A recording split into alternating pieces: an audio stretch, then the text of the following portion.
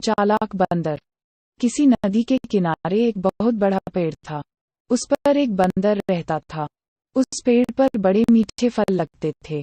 बंदर उन्हें भरपेट खाता और मौज उड़ाता। वह अकेले ही मजे में दिन गुजार रहा था। एक दिन एक मगर उस नदी में से पेड़ के नीचे आया। बंदर के पूछने पर मगर ने बताया कि वह वहां खाने की तलाश में आया है। इस पर बंदर ने पेड़ से तोड़कर बहुत से मीठे फल मगर को खाने के लिए दिए। इस तरह बंदर और मगर में दोस्ती हो गई। अब मगर हर रोज वहां आता और दोनों मिलकर खूब फल खाते। बंदर भी एक दोस्त पाकर बहुत खुश था। एक दिन बात में मगर ने बंदर को बताया कि उसकी एक पत्नी है जो नदी के उस पार उनके घर में रहती है। तब बंदर ने उस दिन बहुत से मीठे फल मगर को उसकी पत्नी के लिए साथ ले जाने के लिए दिए।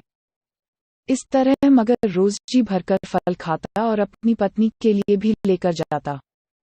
मगर की पत्नी को फल खाना तो अच्छा लगता, पर पति का देर से घर लौटना पसंद नहीं था।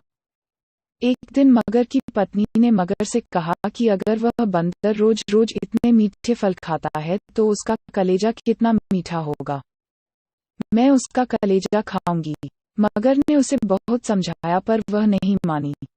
मगरमच्छ दावत के बहाने बंदर को अपनी पीठ पर बैठाकर अपने घर लाने लगा। नदी बीच में उसने बंदर को अपनी पत्नी की कलेजे वाली बात बता दी। इस पर बंदर ने कहा कि वो तो अपना कलेजा पेड़ पर ही छोड़ आया है। वह उसे हिफाजत से पेड़ पर रखता है, इसलिए उन्हें वापस जाकर कलेजा लाना पड़ेगा।